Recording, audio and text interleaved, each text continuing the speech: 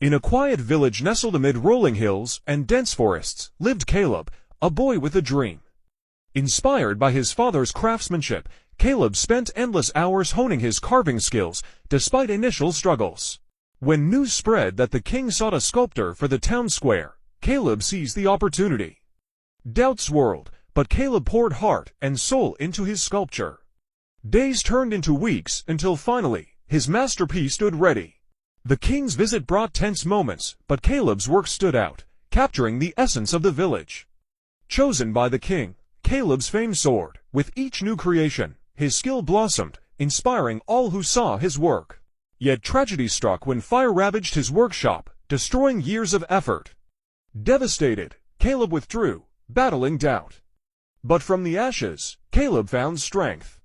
With grit and determination, he rebuilt his workshop and his spirit. His renewed sculptures spoke of resilience, earning him admiration anew. Caleb's journey from despair to triumph echoed through the village and beyond, a testament to perseverance and the enduring power of dreams.